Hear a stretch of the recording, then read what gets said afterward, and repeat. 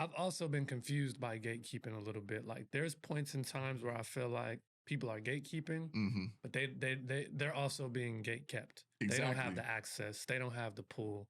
They don't have the persona that they've pitched you that you bought into. Yeah. They're not really on like that. Facts. So the gatekeeping stuff gets kind of tricky for me because it's like, you know, somebody, I'll say it like this. Like I thought, and Marlon Wayans was going on like a crazy run of interviews he was doing. And to look up to somebody like that is like an icon, a legend, somebody that I'm like, if I meet Marlon Wayans, he can help me, right? I start listening to his story and everything that's going on, and I'm like, damn, he can't help me. Like he trying to help himself right now. he barely getting his stuff made. So how? Which became super confusing to me because I'm like, how does a nigga who's been in the business my entire life, probably the best comedic family in history, with all the access, you know everybody. Everybody know you. You asking for even money if you don't still? know them, you can still, you know. But you realize it's a lot more complex, and what it sounds like is, you know, the older we get, and that's why I said, you know, my idea of gatekeeping, because that's changed over time. I've realized, like you said, people that I may have thought were gatekeeping at 24, I realized was getting busy and couldn't pull down the ladder for me because they would have probably fell in too again and probably just got out of it. I know what it feel like now. No, so it's like, was it really gatekeeping, or was it me and my perception feeling like I needed other people to do for me what I needed to be figuring out how to do for myself? I think that's a good point, man, because like, I mean, that's so well said. Like at the end of the day, there's been so many times where I'm like, meet the person. And I'm like, oh, you know, oh, they not fucking with me. Oh, they lame. Like, oh, that's you trying what? You know, you feel the disrespect. You feel which movie like crazy, a movie like Kidnapping Keon comes up. You know what I'm saying? So it's like we feel the disrespect. We feel the belittlement. We feel the like, damn, how come? Why wouldn't you want to put me on? You know what I'm saying? But and the truth of that matter is that those people don't be on like that.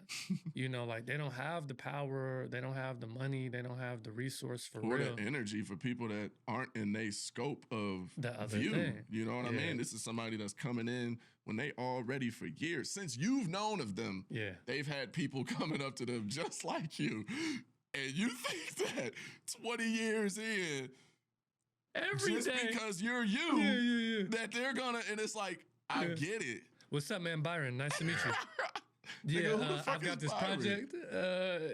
You want to hear? No, I don't want to read your shit. I got somewhere to be at 3 o'clock, and it's 2:15, and I've got an audition to make, sir. And I gotta go audition. I'm not producing things. I'm not making stuff. I'm trying to get I would love to be making what the fuck I want right now, but I'm sorry, my nigga. In a year or two, maybe. But I'm not giving you my number because.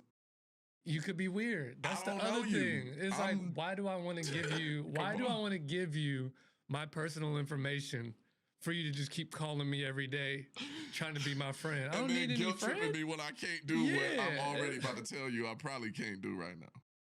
And then another funny thing though is, I know we on a tangent, but another funny thing is like IP, right? Like ideas.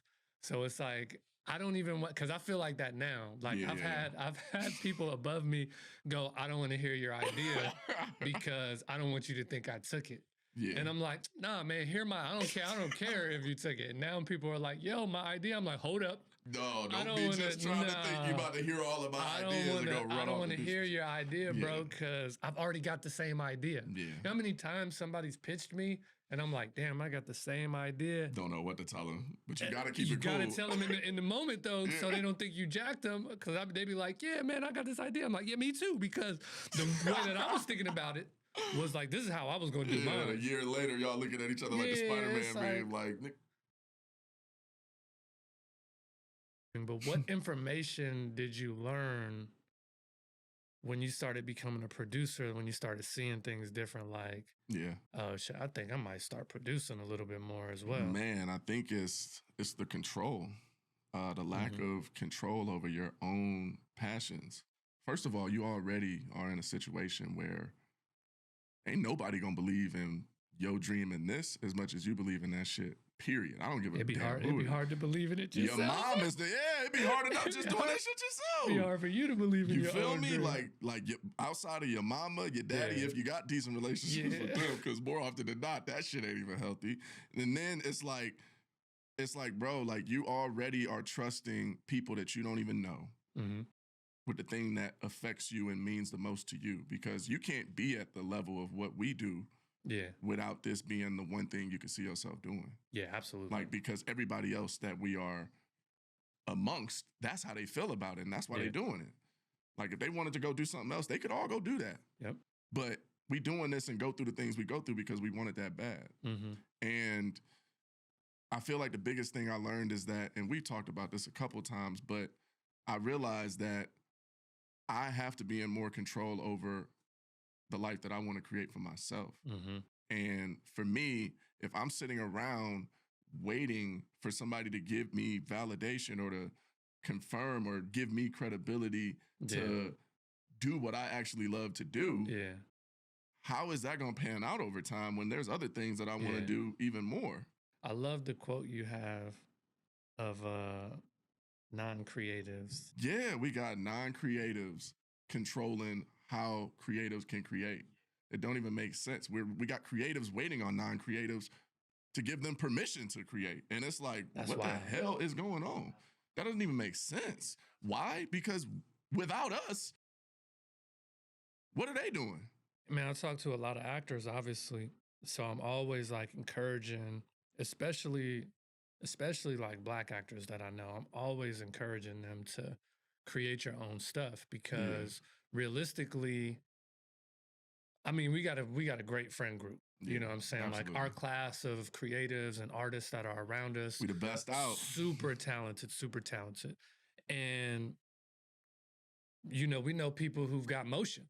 So when I talk to my actor friends who got motion, who are just sitting at the house waiting to get a call, I'm like, bruh, but from the producer side of it, I go, well, shoot, if we just put your name on the thing, it's up. It's $1 million now. You're probably getting paid more than you would be getting paid when they call you, just because you're an executive producer. Just produce the thing. You know what I'm saying? Like, I talked to Wood Harris on Clubhouse. Shout out to Wood, man. Incredible Met Wood on the dude. set of New Edition story. Yeah, super. He's special. I'm also tired of our actors not getting the credit they deserve.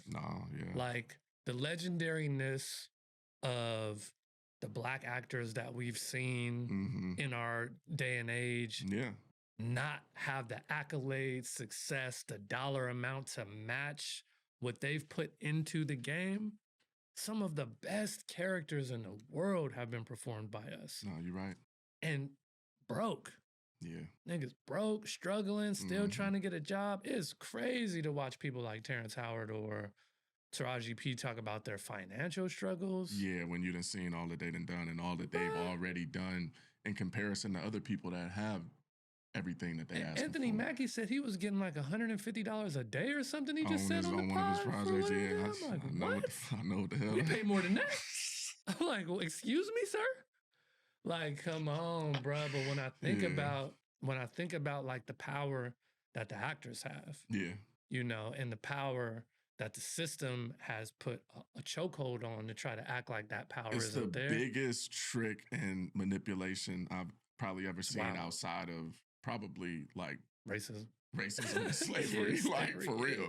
Because the fact that, like I said, you can willingly get somebody it's to the same kind of thought process when you think about. Come on, come on, because it's freedom. Yeah. At the end of the day, it's freedom. We want the freedom to be able to do the things that move us enough to even put our life on the line like this. Yeah. And to be held away from that is the toughest part for me. Yeah. Like the fact that majority of my career, I've been doing all of the bullshit that I go through outside of being on camera, to be on camera and actually do what I got to do, and realizing that I've been doing more of that than being on camera. Yeah. Yeah. That shit enough to make anybody crash out. Oh yeah, it's a crash out. Come on, it's a crash out arc. It's a crash out moment. Like, and that's the reason why we creating some of the projects we creating, because people need to know what that journey looks like. Talk about that. No, everybody think that shit is sweet. It's not sweet. Hey, you dropped your mic.